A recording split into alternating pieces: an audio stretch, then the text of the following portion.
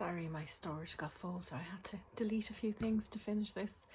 So yeah, I can't even remember now where I was at the last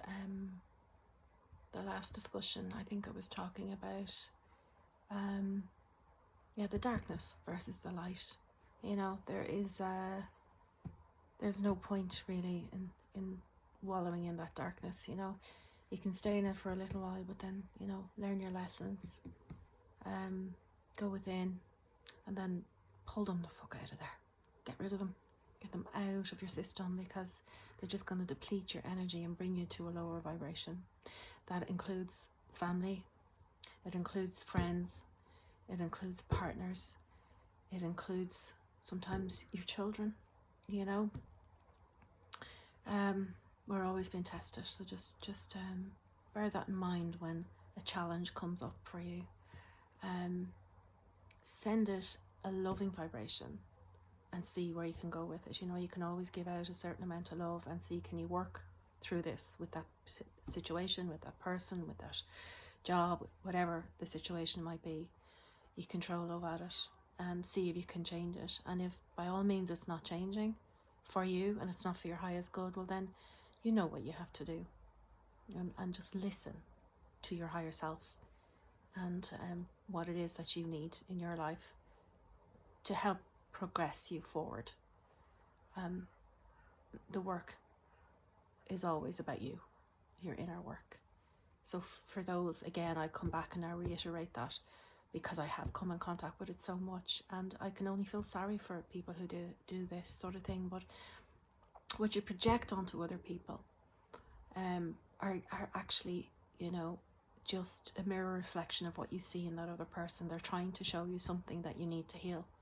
And sometimes we are exactly that. We are just mirror reflections to people, and they don't like you for that, because you bring up something in them that is dark sometimes.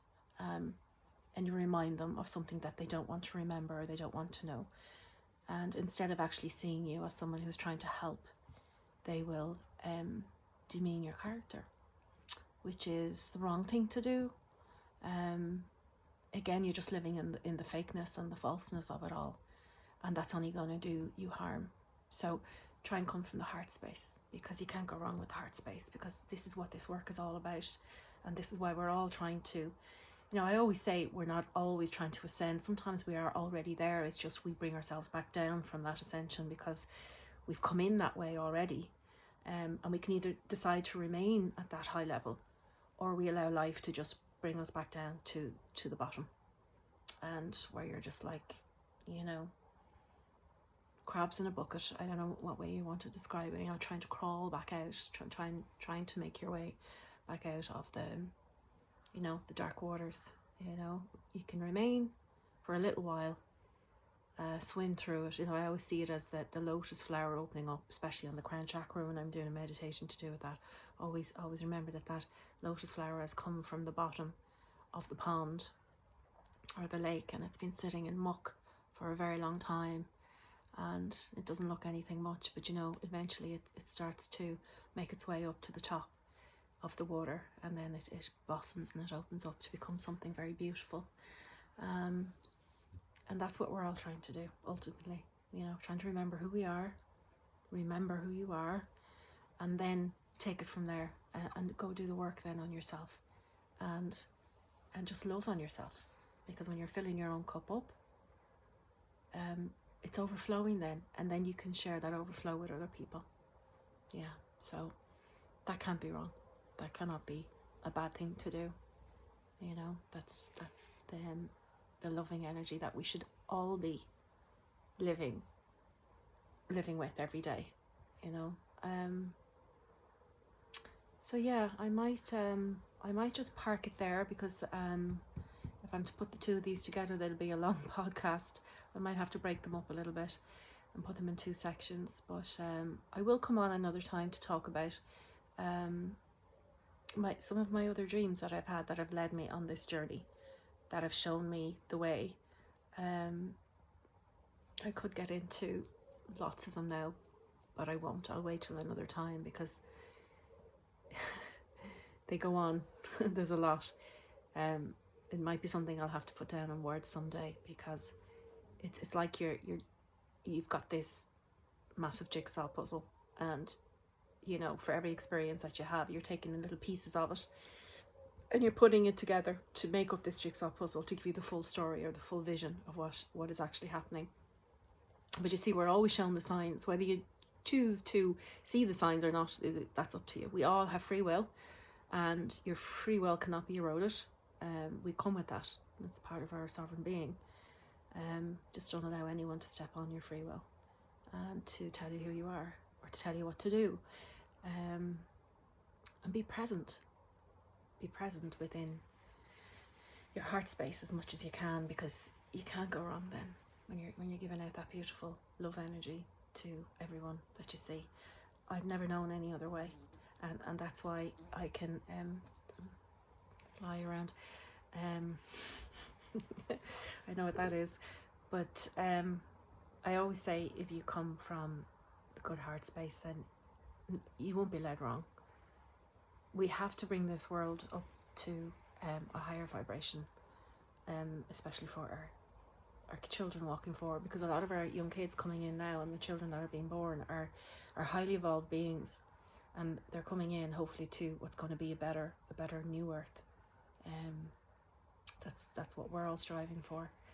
So I know when I leave here, I want to leave a better world for my beautiful children, who are my blessings on this earth, who I've, you know, done my best to raise as really genuine good adults. They're all adults now, bar my youngest, who's not quite, he's not quite 18 yet. He's on his way there. And yeah, I look at them and they kind of keep me going, because they are my little rocks, and they've taught me a lot. And I hope that I have been a good mum and taught them a lot.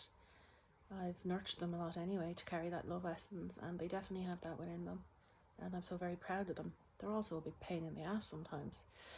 But they know that because I tell them at the time, and then, you know, it doesn't last very long, because they know the love I have for them is just 100%, 110%, just pure love. You know, I brought these beautiful beings into this earth. Why wouldn't I want to nurture them and show them the way, and the way things should be done, and how you should treat people, and how you're meant to carry that love essence and spread your love with the people who are deserving of it, because not everyone is, you know. I see that as well in how my daughters are treated sometimes. You know, they've grown into be most amazing, beautiful, strong, vibrant, resilient women. And you know, people, it really annoys me how people take face value as looks, and how they perceive a person to be because of how they look.